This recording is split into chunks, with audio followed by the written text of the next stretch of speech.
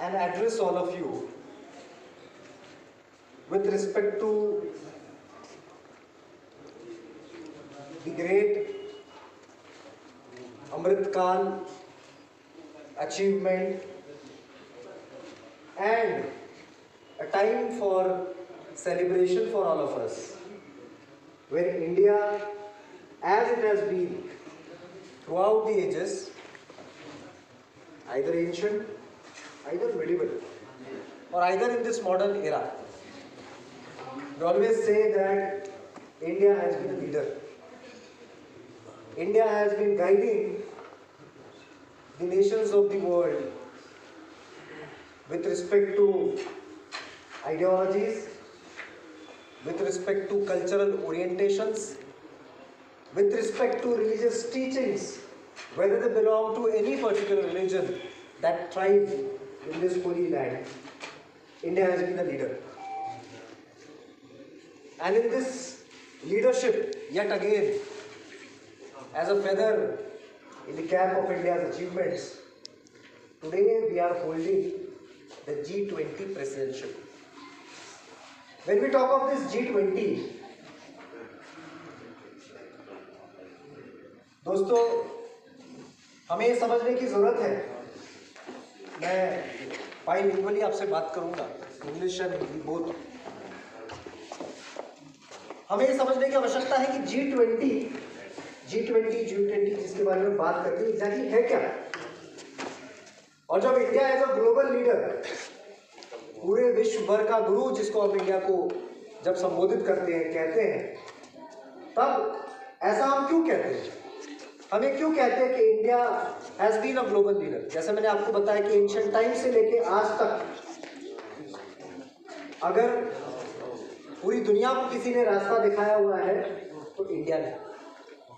मुझे बड़ी खुशी है कि आज मैं एक ऐसी सरजमीन पे खड़े होके आप लोगों के साथ मुखातिब हो रहा हूँ जो हिंदुस्तान में भी अपने आप में, ये धरती जहाँ हम खड़े हैं, आपकी इस सोगाम की धरती, लुलाब की धरती, कुपवाड़ा की धरती, जब मैं दुनिया भर की लीडरशिप की बात करता हूँ तो कुपवाड़ा एक ऐसी जगह है जिसने भी इंडिया को एक लीडरशिप और विजन दिया हो।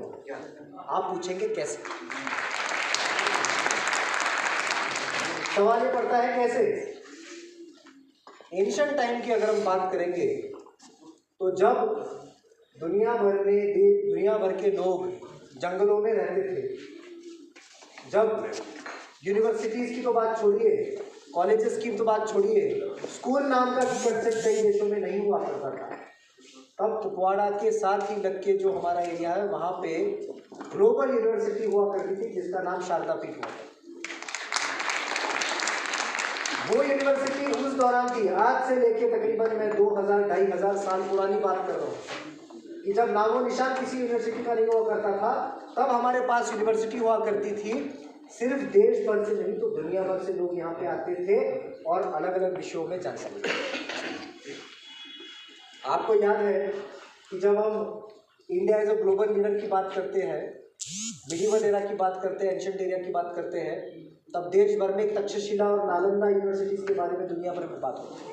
These were the universities which were the most earliest universities of Mankind.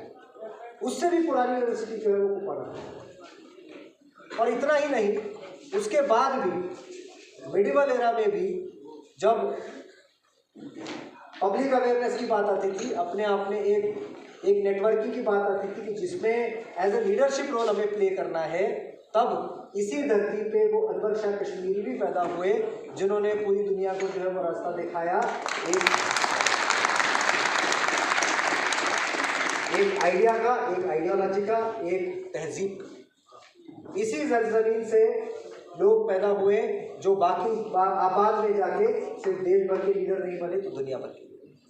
और इसीलिए आज G20 का ये समारोह, G20 की बात, जो प्रेसिडेंसी की बात हम कर रहे हैं, उसको हमें समझना बहुत ही अहमियत रखता है। दोस्तों, आज जैसे G20 की बात हम करते हैं, वैसे कुछ ही सालों पहले जब पहला वाला न्यू ओल्ड ऑर्डर था, उसमें G4 G5 हुआ करते थे। G4 क्या था?